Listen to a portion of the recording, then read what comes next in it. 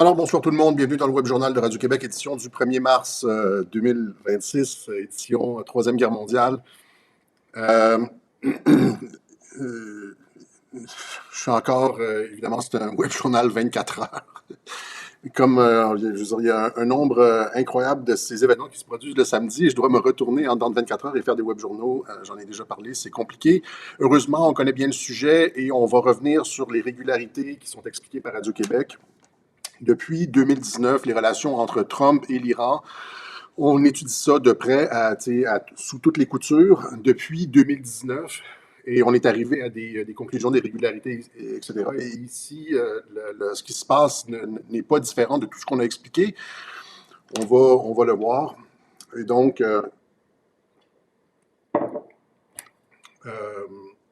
on va voir. Donc, je vais essayer d'être très concis aujourd'hui. Il y a beaucoup de nouveaux yeux sur, à chaque fois qu'il y a des événements comme ça, une crise internationale, Troisième Guerre mondiale, etc. Il y a comme plein de nouveaux yeux sur les web journaux de Radio-Québec et on doit faire certains petits récapitulatifs pour les gens qui ne nous ont pas écoutés, qui ne nous ont pas suivis au cours des 6, 7, 8 dernières années. On va faire ça aujourd'hui. Donc, on va parler des relations Trump-Iran 2019-2025. On va faire ça très court. On a fait des web journaux entiers là-dessus. On va faire ça très court pour les nouveaux auditeurs parce que notre base d'auditeurs connaît bien le thème et on va parler après ça, on va établir un certain nombre de raisonnements sur le fait qu'il n'y aura pas de Troisième Guerre mondiale, que c'est une opération limitée, qu'il n'y aura pas d'opération de changement de régime. En fait, je reviens sur ce que je disais exactement l'été dernier lors de l'opération Midnight Hammer, où est-ce qu'ils ont bombardé de façon factice les installations nucléaires iraniennes sans causer aucun dommage en disant c'est terminé.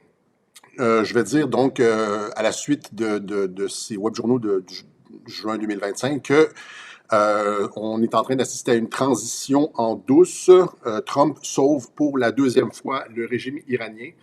Je pense que ce que Israël voudrait, c'est une décapitation complète de la théocratie iranienne. Il voudrait, dans la perspective israélienne, ça serait l'idéal, ça serait genre une espèce de démocratie là, libérale, parce que les démocraties libérales sont traditionnellement faciles à contrôler. On peut acheter la presse et contrôler les esprits. Et donc, c'est probablement ce que voudrait Israël. Or, Trump, en opérant de la façon dont il opère présentement, sauve pour une deuxième fois le régime, parce qu'il retire, comme il a retiré Soleimani la dernière fois, début 2020, il a retiré Soleimani de l'échiquier.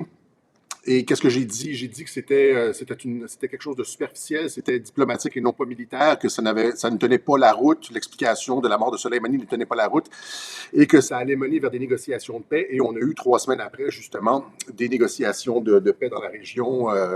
Donc, il confirmait ce que je disais, c'est la même chose ici. Donc, on retire des éléments.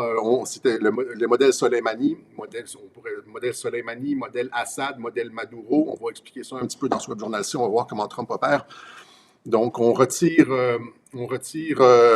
la figure principale des conservateurs, l'ayatollah Khamenei, afin de, ici, l'objectif, faire pression sur les tenants de la ligne dure au sein du régime et paver la voie aux modérés.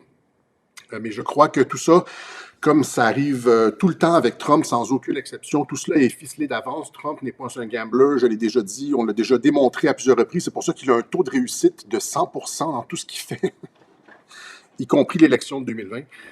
Et donc, mon son est correct.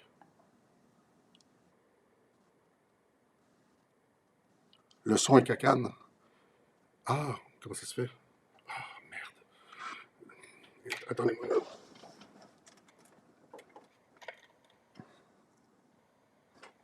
Désolé, c'est parce qu'on a eu une panne de courant et puis j'ai pas réinitialisé mon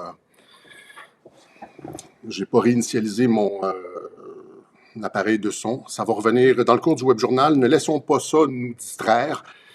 Donc, ce que je disais, c'était que c'est ça, faire pression sur les tenants de le son, j'ai perdu mon fil là.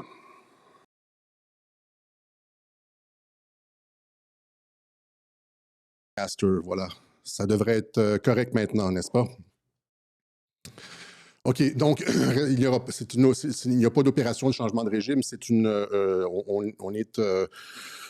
Trump est en train de sauver pour une deuxième fois la théocratie, sauf ce qui va se passer, c'est probablement le fait qu'il y ait une transition, le changement de leadership, il va y avoir un changement de leadership qui va mener à une transition euh, et à l'acceptation de mesures de réforme, etc. Parce que à l'intérieur de l'Iran, il y a deux camps qui s'affrontent. Il y a les conservateurs et les réformistes.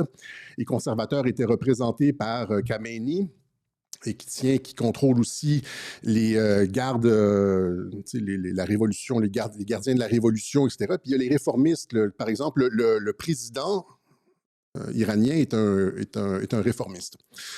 Donc, il y a l'ayatollah au-dessus du président. C'est comme le guide suprême, là. Et après ça, en dessous, il y a le président et il y a comme cette espèce de conflit à l'intérieur des institutions politiques iraniennes entre les conservateurs et les réformistes. Et là, mais je l'explique, donc, ce qui va se passer, la transition vers des leaders plus modérés a déjà été conclu d'avance. Et ce que vous voyez, c'est... j'ai perdu mon fil, là.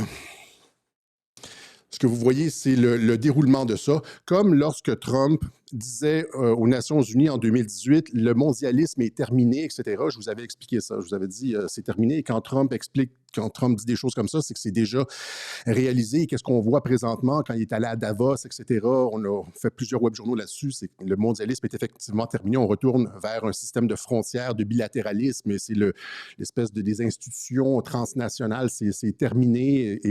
Et c'est la même chose avec le Moyen-Orient. C'est ce que j'ai expliqué dans le webjournal Donald Darabi, où est-ce qu'il a expliqué l'avenir du Moyen-Orient, un Moyen-Orient de développement économique plutôt que de guerre. Et donc, quand tu fais un discours comme ça, quand Trump fait des discours comme ça, ça a déjà été...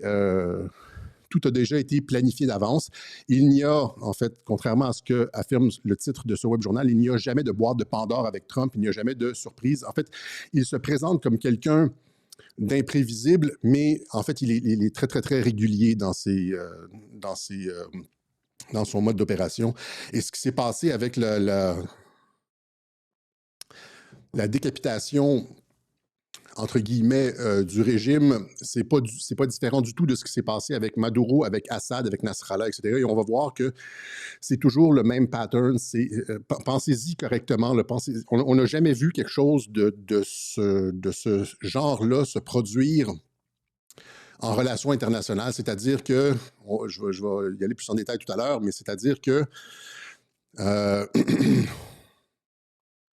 on a un problème qui est réglé je vais y aller tout à l'heure, qui est réglé en 24 heures et il n'y a jamais de troupe au sol et il n'y a pas de conséquences. Vous voyez, comme Maduro, c'est réglé en 24 heures, sans troupe au sol, pas de conséquences. Le Venezuela reprend les relations avec Trump. Il n'y a pas de déclaration de guerre. Il n'y a pas aucun missile qui est tiré sur des navires américains. Il n'y a pas de... Même chose avec Assad. C'est toujours la même chose. C'est-à-dire, c'est des trucs qui se règlent comme instantanément, sans dommages, sans conséquences. OK? Là, les gens vont me dire, oui, il y a des gens qui sont morts, etc. Mais c'est des conséquences stratégiques, des conséquences réelles, des conséquences diplomatiques à long terme, etc. On va voir ça, là. OK? Donc, après ça, on va voir le modèle Assad-Maduro et on va voir aussi que c'est exactement comme l'été dernier, c'est-à-dire que normalement, quand tu t'en prends à un chef d'État comme ça, c'est la conséquence de ça, c'est une guerre illimitée, une guerre totale. Et la conséquence normale d'un événement comme celui-là, ça serait, par exemple, de couler un porte-avions américain, ce qu'ils ne feront pas, ce qui n'arrivera jamais non plus, même s'ils en ont la capacité. On va voir ça. Et donc, je réaffirme ce que je disais l'été dernier, c'est-à-dire aucune cible sérieuse attaquée. Depuis 1 an, ça dure, et aucune cible sérieuse attaquée. Et c'est pour beaucoup des opérations spectacles. Et on annonce déjà, d'ailleurs, aujourd'hui, la reprise des négociations. Voilà. Donc, allons-y rapidement. Je vais essayer d'être concis rapidement pour ceux qui n'ont pas suivi les web-journaux de Radio-Québec depuis 2019. Trump a tenté par tous les moyens d'éviter la guerre avec l'Iran à de nombreuses reprises. Il a tenté de négocier avec le régime iranien sur le nucléaire, etc. Et dans 2 web-journaux, j'ai expliqué justement comment Trump faisait preuve d'une retenue incroyable.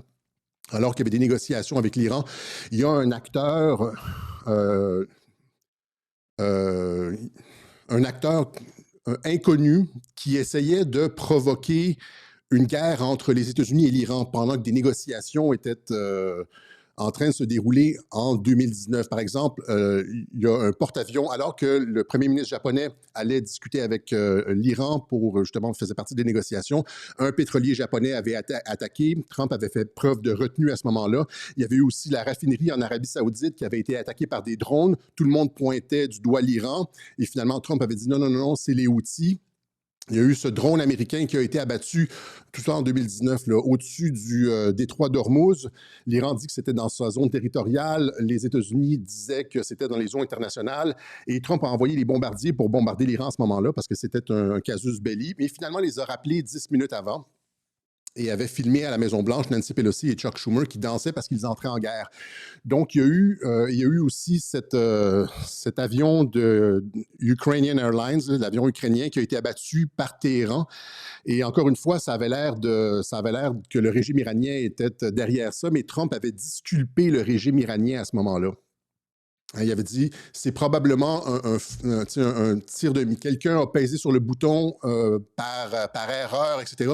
Donc, Trump a tout fait en 2019, alors qu'il y avait des éléments qui tentaient de le faire entrer en guerre avec l'Iran. Trump a tout fait pour éviter la guerre.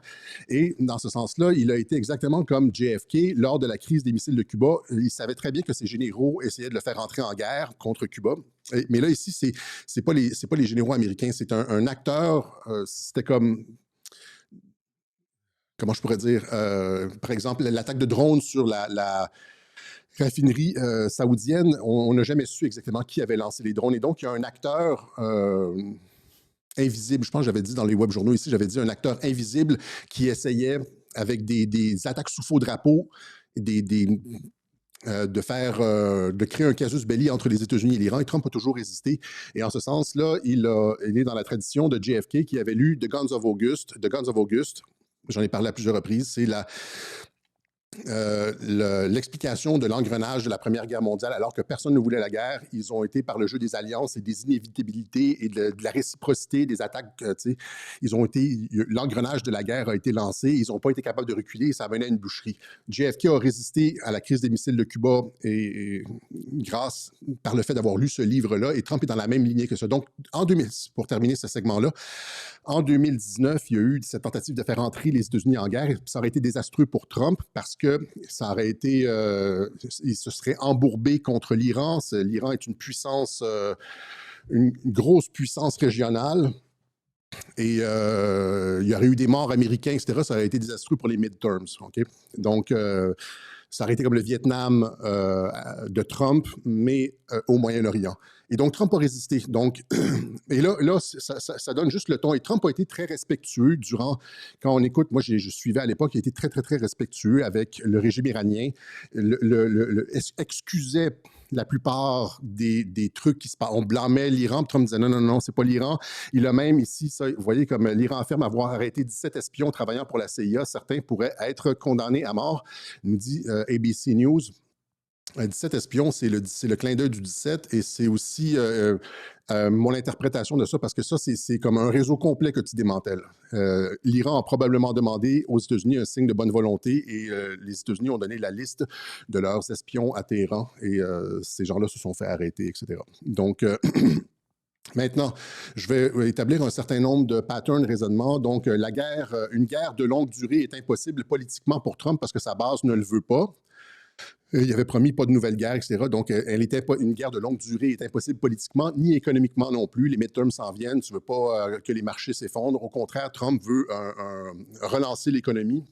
Ça va se passer probablement au mois de mai. Le boom économique va commencer au mois de mai avec le changement du directeur de la Réserve fédérale. Et là, les taux d'intérêt vont baisser et Il va y avoir des investissements.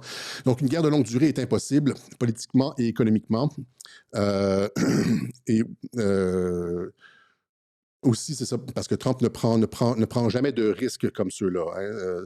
Donc, après ça, une opération de changement de régime sans troupes au sol est impossible. On avait expliqué ça l'été dernier. Il n'y a jamais eu dans l'histoire une opération de changement de régime sans troupes au sol, que ce soit en Afghanistan, ça prenait je me rappelle plus c'est quoi c'était le nom des guerriers, les Peshmerga ou avec Massoud, là, et plus les forces spéciales, même chose en Libye avec Kadhafi, ça prenait des insurgés plus des forces spéciales, plus des frappes aériennes pour obtenir un changement de régime. Tu ne peux pas avoir un changement de régime sans troupes au sol. C'est la même chose. En Irak, s'il n'y avait pas eu de troupes au sol, ils n'auraient pas pu avoir de changement de régime, etc. Donc, ça prend des gens pour courir. Voilà, ici, ça, c'est les cartes quand ils cherchaient les dignitaires du régime en Irak. Là, ici, c'est pas ça qui va se passer. Donc, le régime contrôle 100% de la force militaire sur le terrain et il n'y a personne qui peut... Tu peux pas... regardez juste ce qui se passe en Ukraine, là.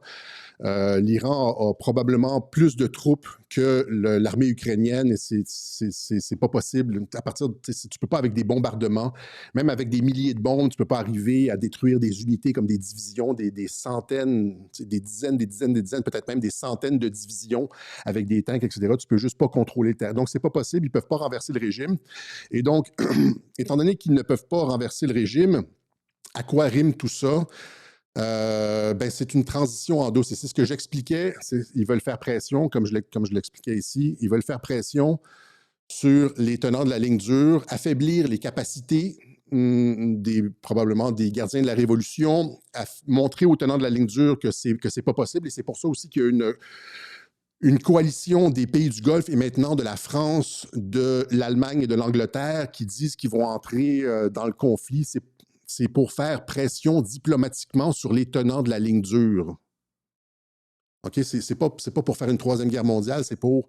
Et en fait, ici, on se pose la question, on a vu plusieurs, étant donné que j'y suis là, on a vu plusieurs tirs de missiles iraniens sur, par exemple, des hôtels à Dubaï ou dans différents endroits. Et là, on se dit, mais la question, c'est qui tire réellement ces missiles? Est-ce que c'est réellement l'Iran qui tire des missiles sur des cibles civiles dans les pays du Golfe? Parce qu'il n'y a aucun objectif militaire, ils n'ont aucun avantage à faire ça, outre le fait que de ramasser plus de personnes contre eux, ramasser plus de pays du Golfe contre eux. Donc, il se pourrait que certaines des cibles qui ont été tirées, qui ont été atteintes dans les pays du Golfe, les cibles civiles qui ont été atteintes, et même, il y a une raffinerie, je pense, qui a été atteinte dans je pense que c'est en Arabie Saoudite. Il est possible que ce soit comme pour la raffinerie en Arabie Saoudite en 2019, que ce soit une opération sous faux drapeau pour rallier les pays du Golfe contre l'Iran. C'est pas sûr que ce soit l'Iran qui est réellement... Et c'est pour ça que je dis il faut faire attention à ce qu'on voit sur Internet. On voit des explosions, etc., mais on ne sait pas qui tire. On sait pas... Des fois, on ne sait même pas exactement où c'est ou qu'est-ce qui a été touché, etc. OK? Donc, on est dans le brouillard de la guerre et la désinformation et tout, et les opérations sous faux drapeau et tout ça, et tout ça. Tout ça pour dire que la France, l'Allemagne et l'Angleterre ont annoncé comme je le dis, ont annoncé qu'ils allaient embarquer dans l'opération. Je vous montre l'explication. Deux déclarations qui nous viennent d'Europe, en l'occurrence. Escalade qui pourrait menacer la région, l'Europe et au-delà. Et ces informations qui nous viennent de Berlin, dans le même temps, Thierry Arnaud, Berlin, Paris et Londres qui se disent prêts à des actions défensives pour détruire les capacités militaires de l'Iran. Comment interpréter ces déclarations? Et effectivement, ça pose la question... Les opérations défensives pour détruire les capacités militaires de l'Iran. En tout cas, c'est un peu orwellien comme formulation, mais tout ça pour dire que, encore une fois, donc l'objectif est de faire pression sur les tenants de la ligne dure au sein du régime afin de paver la voie aux modérés. C'est ce que j'expliquais l'été dernier. Il n'y aura pas d'opération. L'opération de changement de régime est impossible avec des frappes aériennes. Les troupes au sol, il n'y en aura pas et le régime contrôle complètement tout le terrain. En Iran, et la seule chose qu'ils peuvent espérer, c'est dégrader les capacités offensives balistiques, par exemple, de l'Iran. Lui, édenter l'Iran et castrer un peu les gardiens de la Révolution afin qu'à l'intérieur, quand il y aura des discussions, on se dit, ouais, ben, vaut peut-être mieux privilégier la voie la voie modérée, la voie de la négociation, etc. Et on va en parler tout à l'heure avec les successeurs à Khamenei, parce que Khamenei, ben c'est ça, décapiter, le retrait de Khamenei n'a aucun sens diplomatiquement parce qu'il va être immédiatement remplacé. Dans quelques jours, il va en avoir un nouveau. Et donc, encore une fois, c'est quelque chose de symbolique. Hein, c'est quelque chose de symbolique. Donc, ça nous amène OK, il y a deux choses que je veux expliquer ici. Donc, il n'y a aucune riposte sérieuse de la part de l'Iran. Et c'est le même modèle qu'avec Nasrallah, Assad et Maduro. Donc, allons-y tout de suite avec aucune riposte sérieuse de la part de l'Iran. Il y a aucun. Je vais juste prendre cet exemple-là. On tire encore une fois sur des infrastructures civiles. On ne sait pas qui tire, mais il y a, par exemple, il n'y a pas de porte-avions américains ou de cuirassés américains qui sont dans le fond du Golfe Persique présentement. Or, le fait de tuer, d'assassiner le leader d'un pays, normalement, la riposte proportionnel serait de tirer de couler un navire américain, et ils le peuvent couler un navire américain parce que c'est la chose la plus facile à faire à l'ère des missiles hypersoniques. Hein. Donc, s'ils vont à venir, Défense nationale, les porte-avions peuvent-ils survivre aux armes hypersoniques? La réponse, c'est non. Des missiles qui vont à Mach 6, 7, 8 des fois, et puis qui sont manœuvrables en plus, contrairement aux missiles balistiques qui tirent, qui ont une cible désignée, puis qui suivent des coordonnées précises. On ne peut pas tirer des missiles balistiques sur un navire en mouvement en passant, là, où c'est très difficile. C'est ce qu'ils ont annoncé. L'Iran avait tiré 4 missiles balistiques sur un porte-avions, sur une cible en mouvement. Là. Mais, et donc, et ça n'a rien donné comme effet, justement.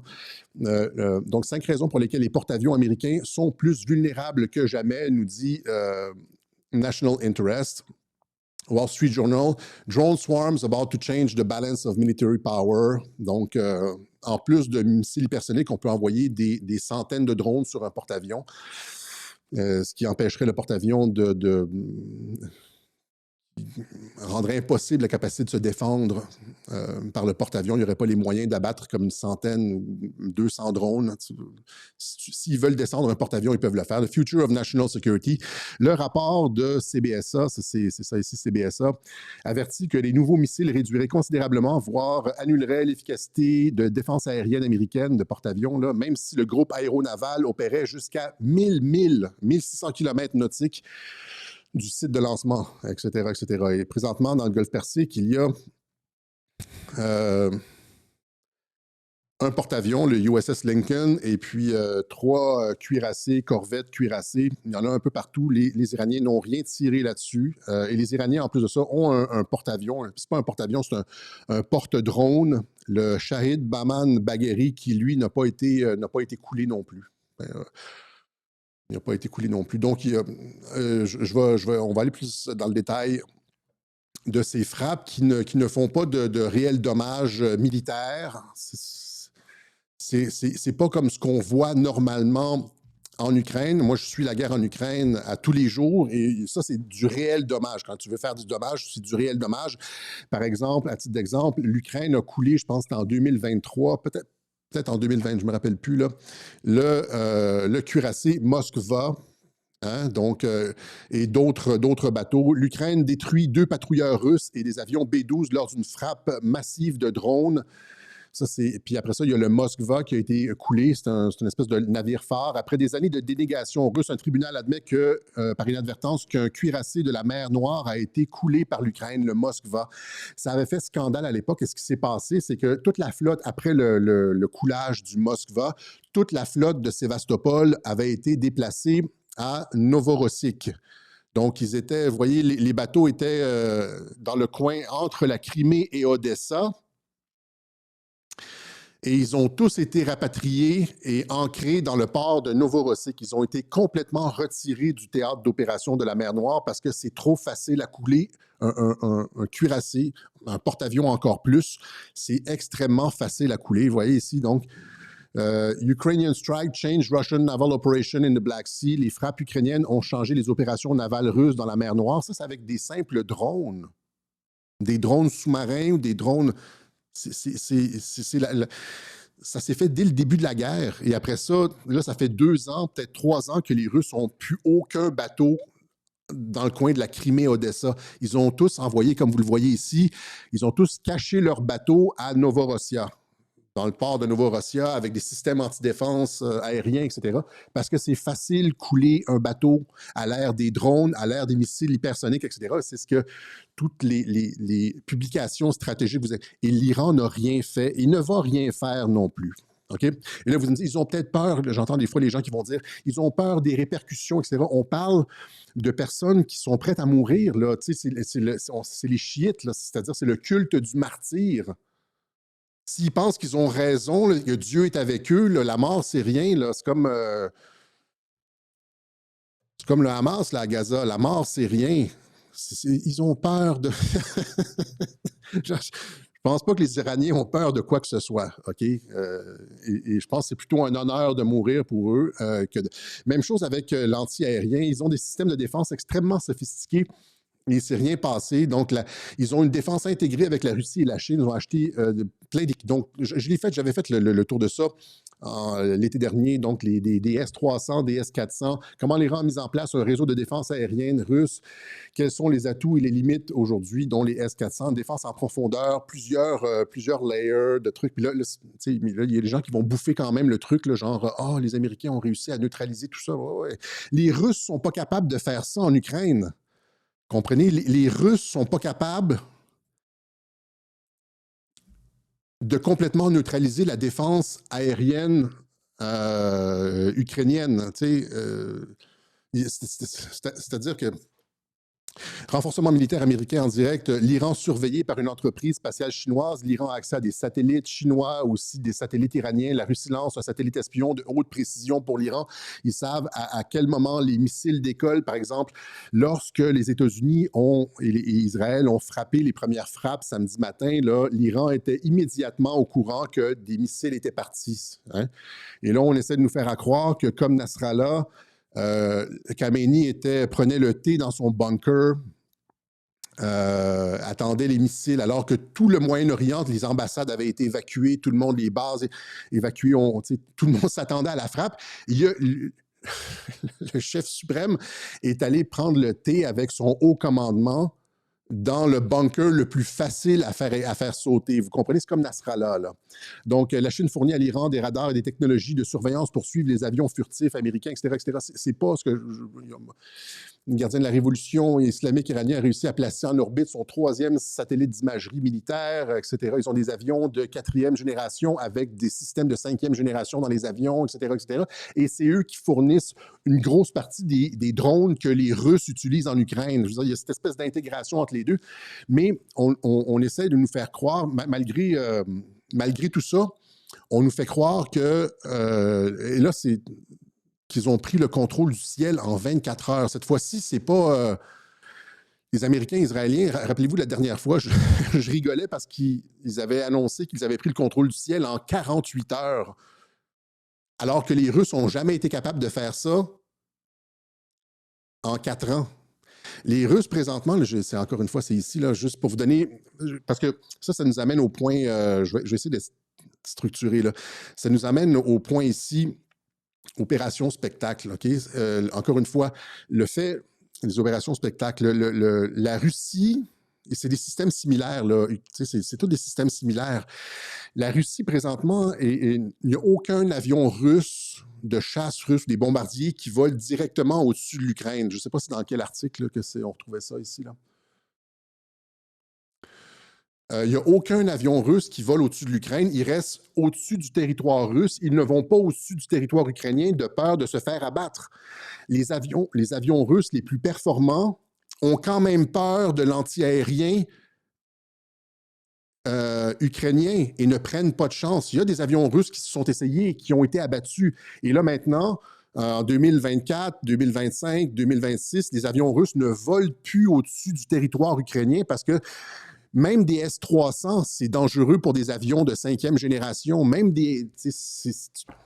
les systèmes sont faits pour des avions furtifs, pour de la guerre électronique avancée. Les Russes sont des experts en guerre électronique et ça, c'est le matériel que l'Iran utilise. Et là, on essaye de nous faire croire que c'est même plus 48 heures. Ils ont pris le contrôle du ciel en 24 heures et c'est ça qu'ils disent à la télévision. Ils disent, regardez ça ici, là, ils disent, je pense que c'est ça, ils ont neutralisé en dedans de 24 heures la défense iranienne. C'est complètement farfelu, c'est complètement farfelu.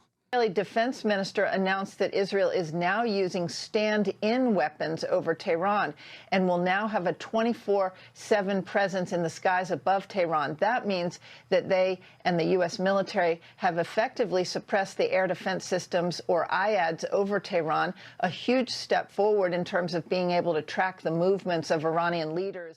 Ça fonctionne avec le petit peuple, là. Ça fonctionne avec monsieur et madame tout le monde là, qui dit « Wow, les Américains sont incroyables, les Israéliens ont des... » Mais quiconque regarde des réelles opérations, la vraie guerre en Ukraine, c'est que c'est impossible de prendre le contrôle du ciel en même temps. Donc, l'Iran ne répond pas, n'utilise soit tout ça est comme de l'ordre du spectacle.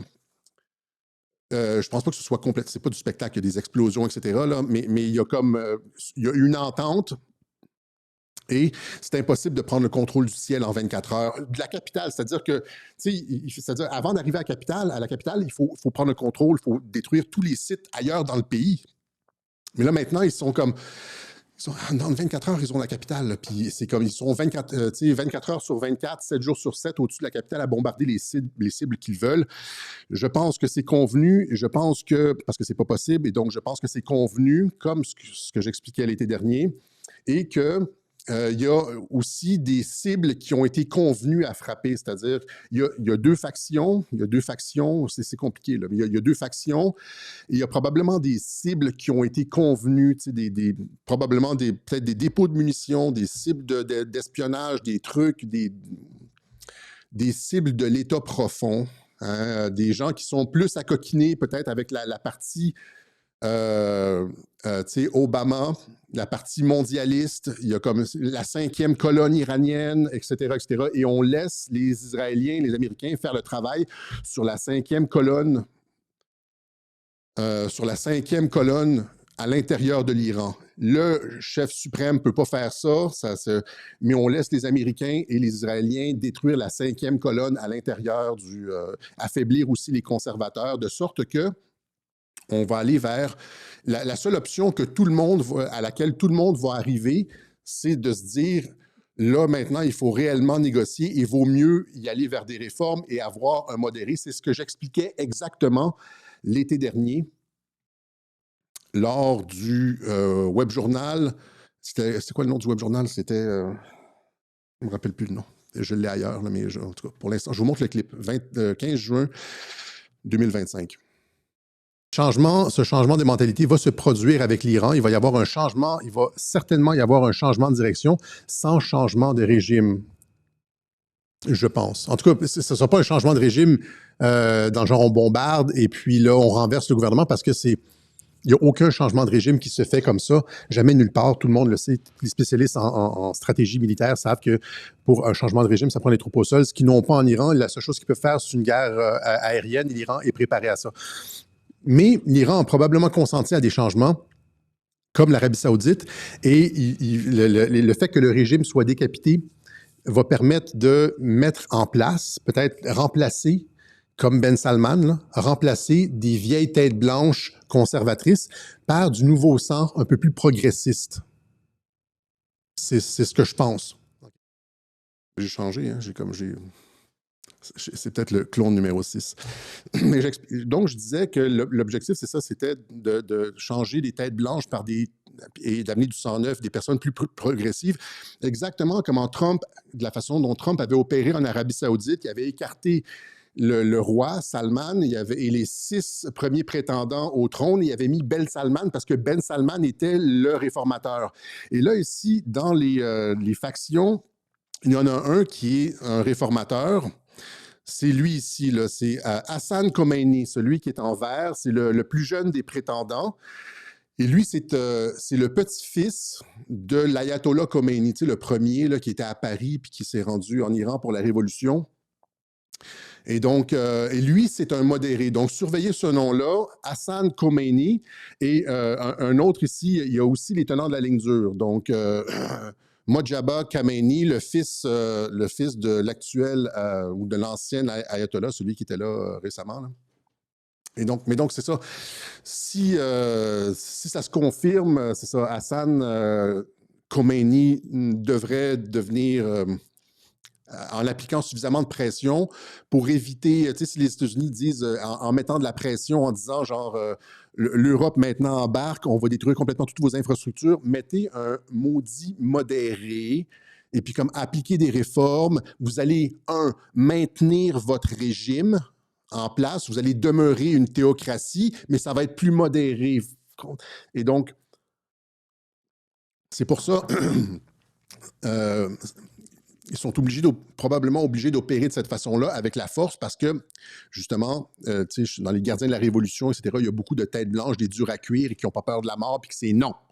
Et donc, il faut appliquer de la force comme ça pour arriver à des changements, comme je l'expliquais l'été dernier, un changement de leadership sans changement de régime. On s'entend-tu sur le fait qu'il ne peut pas y avoir de changement de régime parce que le régime contrôle l'armée et les troupes au sol et que même une campagne de bombardement de 6 mois que Trump ne peut pas se permettre, même une campagne de bombardement de 6 mois ne donnerait aucun contrôle sur le terrain, il y aurait juste des pertes. Et puis la Russie, ça fait 4 ans que la Russie bombarde là, régulièrement l'Ukraine, plus des troupes au sol, et ils ne sont pas capables. Vous comprenez?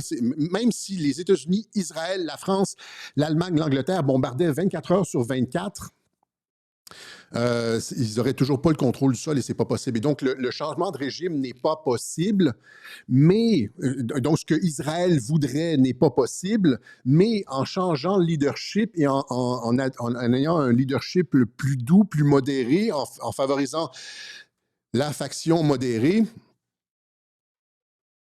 on peut sauver le régime. Et donc, vous voyez ici, donc, Ayatollah Khamenei, c'est le représentant de la faction conservatrice ou la droite. Et il y a ici Massoud Pezeshkian, qui est le président actuel et qui représente les réformistes ou la gauche, etc. Et ce que Thierry Messon nous avait expliqué aussi, qu'il y avait une faction, aussi la faction réformiste, qui était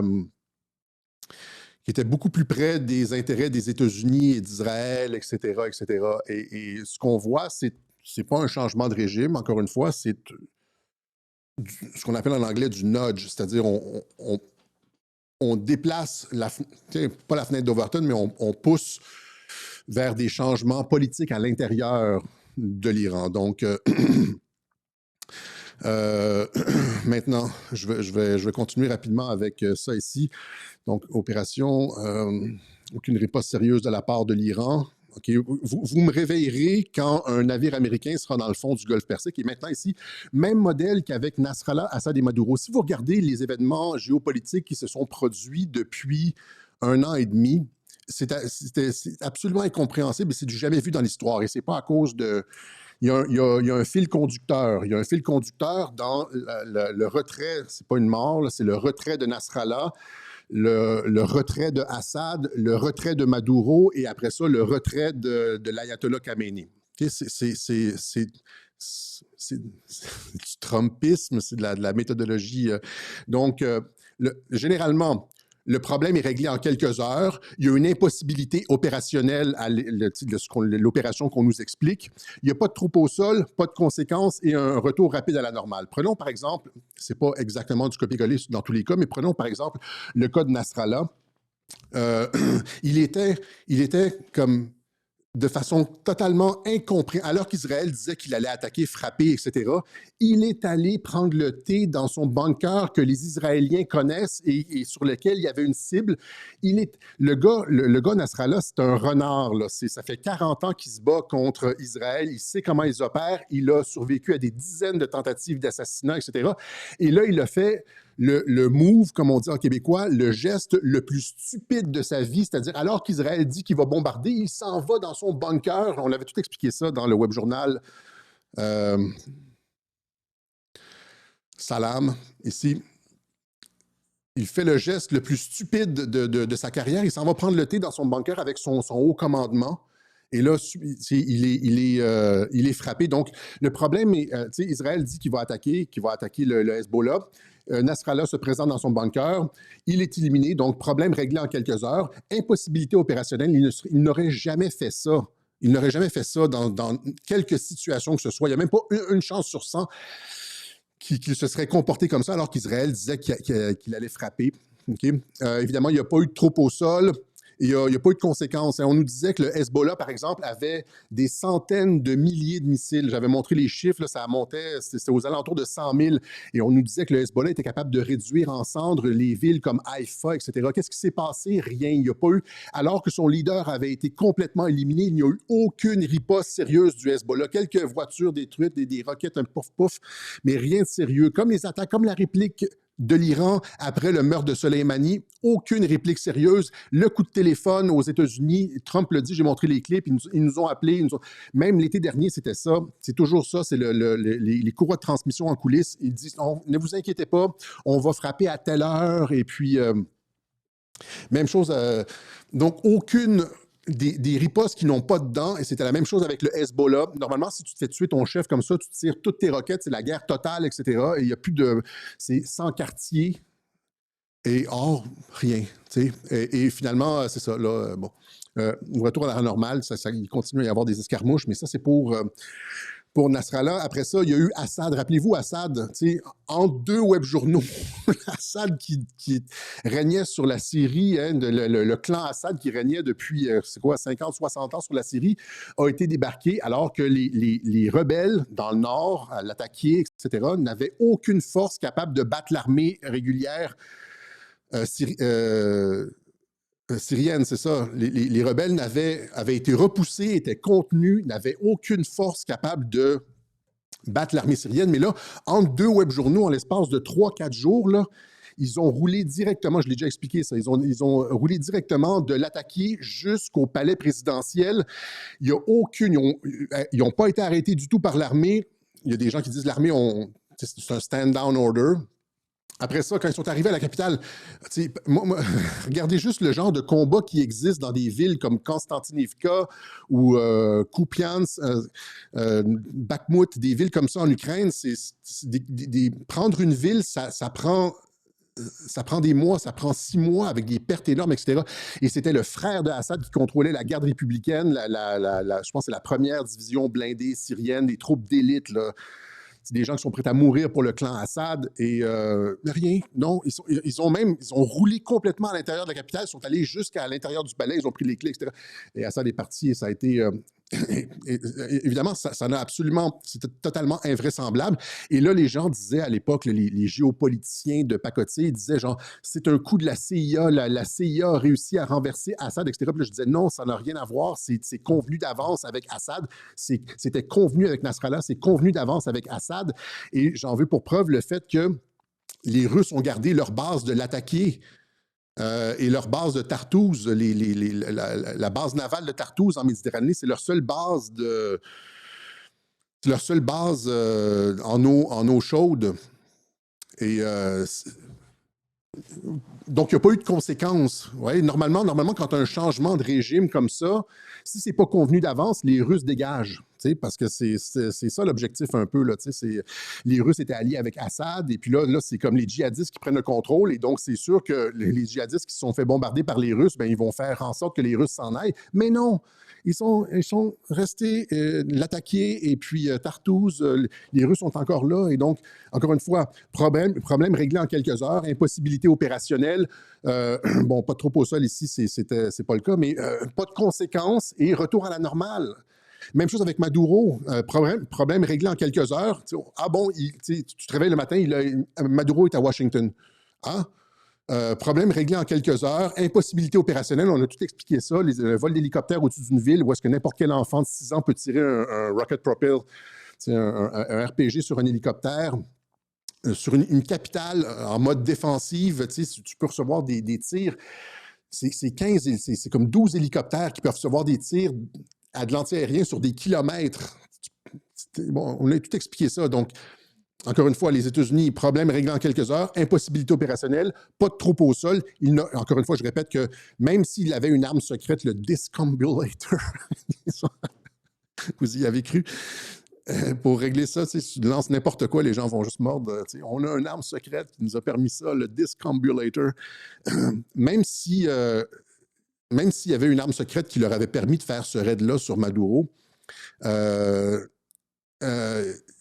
y aurait toujours eu un haut pourcentage de chances qu'un des hélicoptères soit abattu, qu'il y ait des blessés, des morts, etc. Puis là, ça devient, à partir du moment où les Vénézuéliens contrôlent les blessés, les morts, ils ont des prisonniers, etc., ça devient un incident international.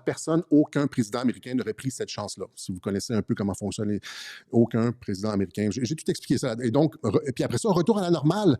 La nouvelle présidente qui remplace Maduro, toute contente, elle serre la main des États-Unis. Ils sont comme, c'est comme si de rien n'était, comme si leur président n'avait pas été capturé. Aucun tir sur les bateaux américains. Et là, c'est la même chose avec... c'est le même modèle ici avec l'ayatollah Khamenei, c'est-à-dire problème réglé instantanément, impossibilité opérationnelle, pas de troupes au sol, pas de conséquences et retour à la normale. Les négociations reprennent, là, donc les États-Unis et l'Iran, les négociations reprennent, là, on va y arriver, mais je voulais juste vous montrer encore une fois, ici, pour appuyer mon propos, ici Claude Moniquet, qui est un spécialiste du renseignement français, qui a travaillé dans la DGSE, la Direction générale du sécurité extérieure, je ne me rappelle plus exactement c'est quoi le DGSE, mais Direction générale sécurité intérieure, puis il y a sécurité intérieure, sécurité extérieure. Et donc, c'est la CIA française qui explique, qui est auteur de plusieurs livres que vous voyez ici, là, qui est souvent invité sur les plateaux, qui explique que c'est absolument inconcevable que Nasrallah se soit fait prendre de cette façon-là, mais après ça, que Khamenei ait fait exactement la même chose. C'est-à-dire, alors que tout le monde... C'est juste pas possible. Ils savent c'est quoi les Israéliens, les Américains. Premièrement, quand il y a des missiles qui sont tirés, ils sont avertis, puis ils sont restés sur place. Et puis, mais écoutez-le, C'était fin septembre 2024. Et rappelez-vous, ça avait surpris le monde entier, d'une part par la précision évidemment des renseignements israéliens qui avaient exactement localisé non seulement Hassan Nasrallah, mais l'ensemble de l'état-major du Hezbollah dans un bunker dans le sud de Beyrouth, et puis qui a frappé, qui a détruit le bunker et qui a annihilé en une seule frappe l'ensemble de cet état-major. Et très curieusement, ce qui s'est passé hier, c'est quasiment une copie conforme de cette opération, comme si les dirigeants iraniens, trop sûrs d'eux, n'avaient rien appris de l'histoire. Ils se sont réunis à plusieurs autour du guide suprême Ali Khamenei dans un bunker sous le palais présidentiel. Alors, ils avaient le choix entre plusieurs installations, dont 2 bunkers très profondément enfouis, entre 80 et 100 mètres de profondeur, qui n'auraient pas pu être frappés par les bombes israéliennes. Seuls les Américains ont le matériel nécessaire. Ils ont choisi un autre bunker, ils ont été visés et ils ont été éliminés. Alors, c'est à la fois un succès de renseignement.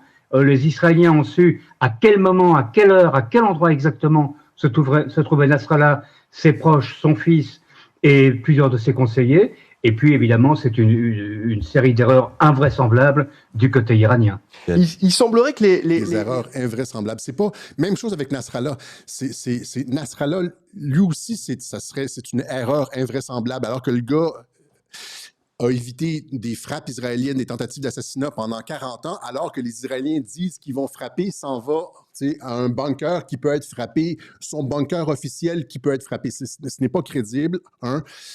Et donc, même chose avec Khamenei.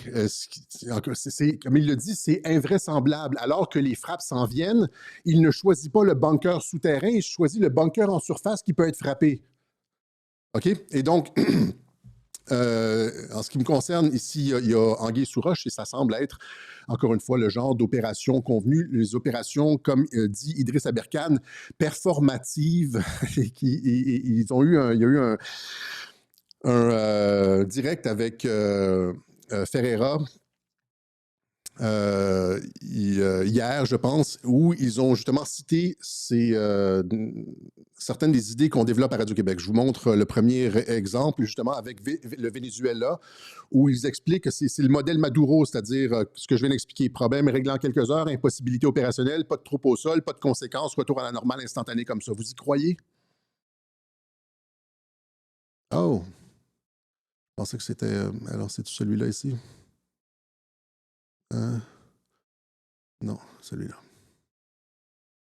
Là, clairement, toute la presse israélienne déclare et confirme que Khamenei est mort, ce qui pointerait vers une guerre très courte. Là, si Khamenei est mort... Là, oui, là, effectivement, si ça se confirme, on peut accepter là l'idée qu'on va déboucher sur une solution plus courte avec un changement de régime dans les conditions que je viens de rappeler, c'est-à-dire que c'est pas Tocqueville qui prend le pouvoir à Téhéran. Oui, mais on se retrouverait donc sur un scénario à la vénézuélienne qui est exactement ce que veut Trump. Ah bah alors là, ça peut être voilà le grand spectacle final. Alors là, s'il a fait ça, le premier qui me dit que c'est pas un génie, alors là, c'est... Oui, bah, voilà, c'est ça. C'est que s'il a vraiment fait ça, en effet... Alors là, parce que là, du coup, il aura éteint Netanyahou définitivement. Quoi. Là, il n'y aura pas C'est-à-dire qu'il n'y aura plus de raison. Là, tu auras donc un héritier à Khamenei qui va immédiatement rentrer dans des négociations ostentatoires, performatives avec Trump, qui coupera toute raison, de près ou de loin, de faire la guerre pour Netanyahou et pour Israël en général. En effet, là, d'ici lundi, ça y est, les midterms sont sécurisés, les bourses repartent, Trump change de casquette et on est plié, quoi. Ah bah là, voilà, donc transition en douce, Trump sauve pour la deuxième fois le régime iranien. Il va y avoir un successeur plus doux et ça va couper l'herbe sous le pied des Israéliens dans leur tentative de changement de régime. La théocratie va se maintenir, mais va être adoucie. Hein? Et là, il y a un autre segment, justement, il dit c'est le modèle Maduro. Comme je viens d'expliquer, c'est le modèle Maduro. C'est le modèle Nasrallah, le modèle Maduro, le modèle Assad, etc. Où est-ce qu'on change les leaders comme ça? Ça vous chicote pas quand vous regardez le pattern? Vous avez encore des doutes?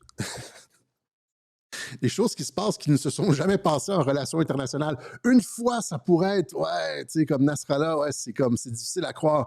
Mais là, après ça, Assad, Maduro, puis là, maintenant, Khamenei, il y a comme un fil conducteur. Et ils expliquent ici, justement, que c'est... il y a un deuxième segment, justement, où il explique que c'est un peu sur les lignes de ce que j'expliquais l'été dernier. Que bon, bah alors là, de toute évidence... on reviendrait sur le playbook type Alexis Cossette-Trudel, à savoir Trump-Mozart, guerre performative, guerre spectacle à 100%. J'en dirais oui, mais il y a eu une école, ça c'est pas une frappe américaine, c'est une frappe israélienne. Et on viendrait à une guerre spectacle avec un scénario à la vénézuélienne, avec d'entrée de jeu l'exploitation de traîtres, le développement de la situation en termes diplomatiques, et au final, Netanyahou qui se verrait l'herbe coupée sous le pied une deuxième fois, quoi. Ah bah là, si c'est ça... Je dis bravo, chapeau l'artiste, parce que ce serait effectivement une pirouette, cascade, triple lutz, inimaginable. Ouais. On salue Idriss Aberkan, on leur remercie de nous avoir mentionné comme ça. Mais c'est ça. Et donc, vous voyez, les négociations ont déjà recommencé. Hein? Donc, ici, on nous dit... c'est ça, ici, Netanyahu. Sur Fox News, ils nous disent qu'ils ont reçu un appel de la Maison-Blanche leur disant que l'Iran avait appelé et qu'il voulait recommencer à négocier, etc., etc. On vous montre ça. Just got a message from a senior White House official who tells Fox News President Trump said new potential leadership in Iran has indicated they want to talk, and eventually he will talk. For now, Operation Epic Fury continues unabated. Harris? L'Iran veut parler et Trump accepte. Donc, il dit ici à The Atlantic, j'ai accepté de parler. Trump a déclaré à The Atlantic que les dirigeants iraniens souhaitaient reprendre les négociations. Évidemment, parce que ça a toujours été ça depuis le début. Ça n'a jamais été une troisième guerre mondiale. Ça n'a jamais été une boîte de Pandore.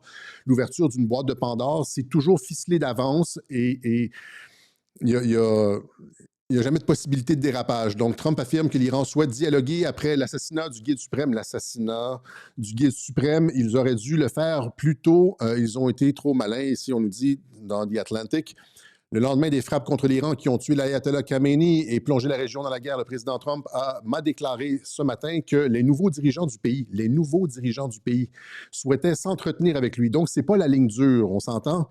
Si c'était genre, tu sais, Allah Akbar, et puis, tu sais, on fait sur on choisit la voie du shahid, du martyr, on va couler des porte-avions américains et on va, tu on va partir en gloire, mais c'est pas ça, là. Ça aurait pu être ça, parce que c'est une théocratie, mais c'est pas ça, là. Ils veulent négocier, c'est des pragmatiques.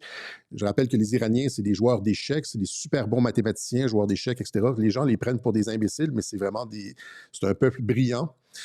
Et donc, le président Trump a déclaré ce matin que les nouveaux dirigeants du pays souhaitaient s'entretenir avec lui et qu'il comptait le faire. Donc, Trump a accepté de recommencer les négociations.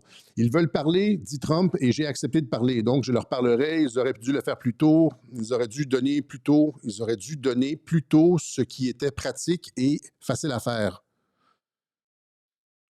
Ils ont trop attendu, m'a dit Trump lors d'un appel téléphonique. Blablabla. Donc, c'est déjà... c'est déjà enclenché. Encore une fois. Donc, je vais résumer ça rapidement. Est-ce que j'ai autre chose ici? Ouais, c'est ça, c'est le jour de la marmotte. C'est dans ce web journal-là que j'ai l'extrait. Donc, j'avais expliqué dans la totale ici qu'il n'y allait pas avoir de changement de régime. Ça, c'était les deux, c'était au mois de juin dernier. Trump vient de sauver le régime iranien. Hein? On tourne la page. Ça, c'était lorsqu'il avait bombardé alors que Netanyahou voulait un changement de régime, il n'avait fait que bombarder le truc nucléaire, les installations nucléaires en surface. Et on avait tourné la page. Et après ça, dans le tacle du siècle, j'avais expliqué qu'il n'y allait pas avoir de changement de régime et que... c'est ça, qu'il avait finalement sauvé le régime. Et c'est ce que j'explique aussi présentement dans la gaffe, c'est-à-dire que le régime va continuer, mais il va y avoir un adoucissement, comme j'ai expliqué. Voilà. Donc, une transition en douce. OK? Je pense est-ce qu'il me restait autre chose? Je pense que je n'ai pas tout dit ce que je voulais dire. J'ai sauté vraiment du coq à l'âne, mais... Donc, est-ce que je suis le seul à voir le modèle Nasrallah-Assad-Maduro, que c'est le modèle Assad-Nasrallah-Maduro qui a été appliqué à Khamenei et que tout ça est cousu de fil blanc? C'est toujours le même mode d'opération avec Trump. Problème est réglé en quelques heures. Impossibilité opérationnelle, pas de troupes au sol, pas de conséquences, retour rapide à la normale. Il recommence les négociations, etc. Et ce qu'on va voir, c'est probablement l'arrivée d'un plus modéré, peut-être Khomeini, Hassan Khomeini. Et s'ils mettent un tenant de la ligne dure, ça sera peut-être, on verra, là. Peut-être que je me serais trompé, mais on verra. Si tu mets un tenant de la ligne dure, c'est peut-être aussi parce que tu sais qu'il va négocier. De toute façon, tu sais qu'il va négocier puis qu'il va accepter, mais que tu veux un tenant de la ligne dure pour convaincre les autres tenants de la ligne dure, etc., pour leur dire, on est rendu là, regardez, on a tous les pays du Golfe contre nous, l'Europe de l'Ouest vient d'embarquer avec Israël et les États-Unis, on va se retrouver comme l'Irak, on n'a plus le choix, on se fait bombarder, etc., il faut absolument bouger. Et donc, voilà. On en veut un avec la barbe plus courte, ouais. Je suis sûr que j'ai autre chose, mais pour l'instant, c'est ça qui est ça. Est-ce qu'on va laisser ça comme ça, Web Journal d'une heure? On va juste faire un petit récapitulatif. Je voulais vous demander, s'il vous plaît, dans la mesure du possible, d'appuyer Radio-Québec avant de faire le petit récapitulatif, là. Évidemment, on ne peut pas continuer à faire ce qu'on fait sans le soutien de nos auditeurs. C'est primordial. Et si on a une vision, si on est capable d'avoir une vision synoptique qui part de 2018-2019 et de voir les régularités avec Trump, c'est parce qu'on a été appuyé par nos auditeurs durant toutes ces années. Et c'est à cause des auditeurs qu'on est capable de vous livrer des raisonnements comme ça et que finalement, nos raisonnements ont beaucoup de sens, font boule de neige et sont repris ailleurs. Hein? C'est-à-dire que c'est pas juste Radio-Québec que vous appuyez, c'est pas juste Alexis Cossette et les gens qui m'entourent.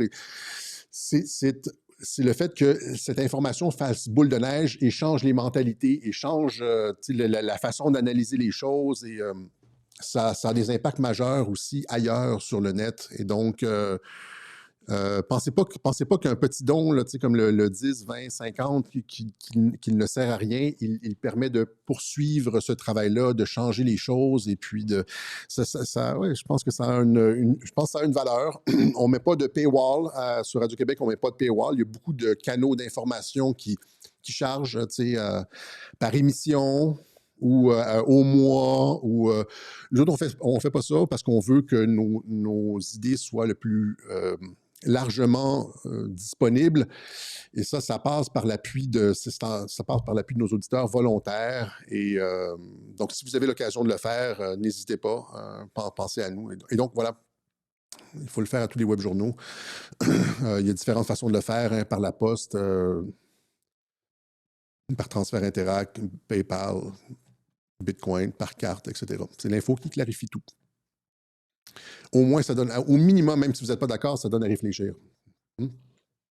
On couvre souvent des angles qui sont couverts par personne. Et ce qu'on montre aussi, c'est des régularités qui passent inaperçues ailleurs. Donc, relation entre Trump et l'Iran 2019-2025, surtout en 2019, etc., Trump a toujours, lors de son premier mandat, été extrêmement respectueux et apaisant avec les Iraniens. Il voulait vraiment négocier. Ici, il n'y aura pas de troisième guerre mondiale. C'est une opération limitée. Il n'y aura pas de changement de régime non plus pour les raisons qu'on a évoquées. Ce que c'est surtout faire pression sur les tenants de la ligne dure au sein du régime afin de paver la voie aux modérés. On détruit peut-être aussi des cibles de l'État profond ciblées spécifiques en Iran. Des sites secrets ou des trucs comme ça, c'est bien possible qu'il y en ait. Ce n'est pas une guerre illimitée. C'est une guerre extrêmement limitée. Il n'y a aucune cible sérieuse qui a été frappée, très dommageable. On dit qu'il y a des morts. Trump a dit qu'il y avait je pense, des soldats américains qui sont morts. On ne le saura jamais. C'est le brouillard de la guerre et la désinformation. On ne le saura jamais si c'est vrai. Hein? C'est comme cette histoire de l'école des jeunes filles qui a été frappée par une bombe. On ne saura jamais le fond de l'histoire. Est-ce que c'est réellement vrai? Est-ce que ça s'est réellement passé? Peut-être. J'ai pas vu les vidéos, là, mais peut-être. Mais c'est quoi au fond du... est-ce que c'est un missile qui a mal fonctionné? Ou est-ce que c'est une... c'est ça. On le saura. C'est peut-être délibéré, mais on le saura. Le fond de l'histoire, on ne le saura jamais. Il faut faire attention avec l'indignation sélective. Il y a eu plein de ces... par exemple, en Ukraine, il y en avait eu une histoire aussi des Russes avaient supposément attaqué une pouponnière. Rappelez-vous aussi les bébés dans les incubateurs en Irak, etc. On est dans le brouillard de la guerre. Tout ce qu'ils ont fait avec Assad pour l'attaque au gaz, c'est des fausses attaques au gaz, etc. Soyez juste comme un peu plus circonspect avec l'information qu'on vous donne.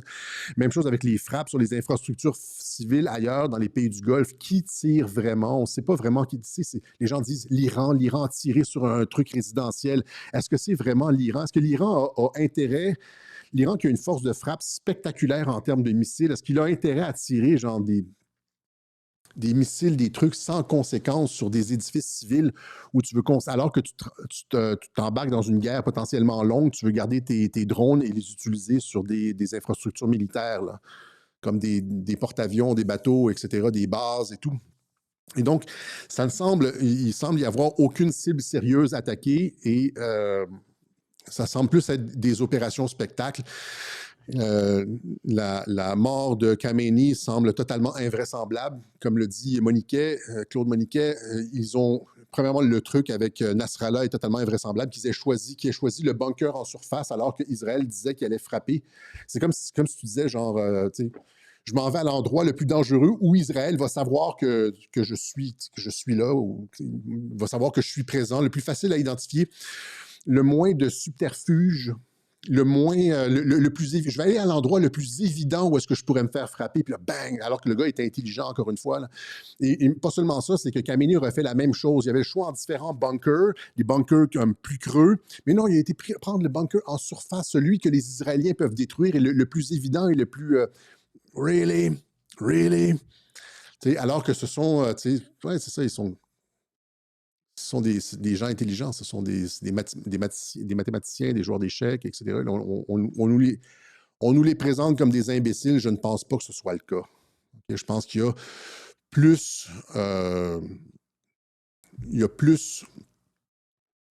que ce qu'on nous dit. Il y a plus que ce qu'on nous présente, là. Retirer Khamenei pour mettre sans nécessité, ça a peut-être fait partie des négociations, tu sais. Et donc, aussi, c'est ça, donc, guerre illimitée, et la diplomatie reprend, l'Iran veut reprendre les négociations, etc., etc. Voilà, donc, Pas de troisième guerre mondiale, pas de changement de régime.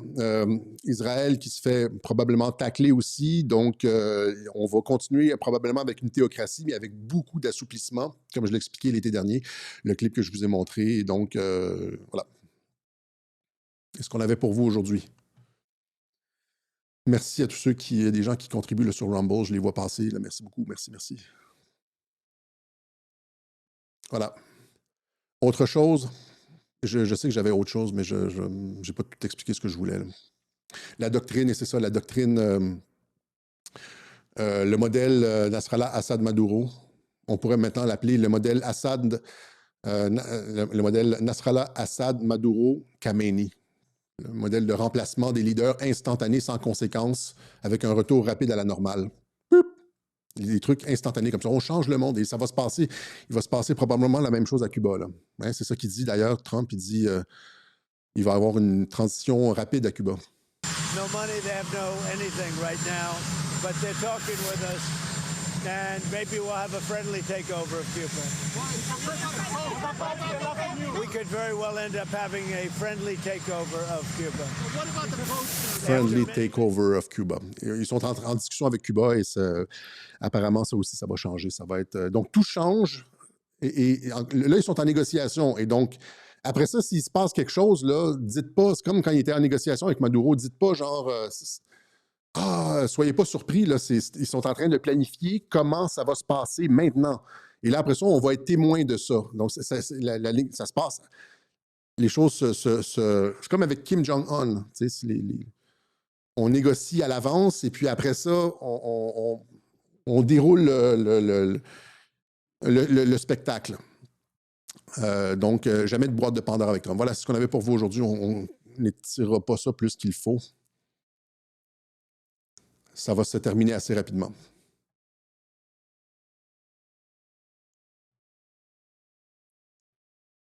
Merci beaucoup.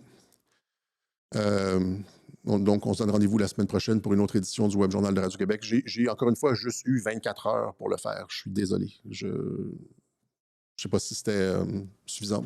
De toute façon, il va y avoir d'autres développements. On va revenir là-dessus. On va voir si finalement les événements nous donnent raison. Allez, ciao. À la prochaine, les gars et les filles.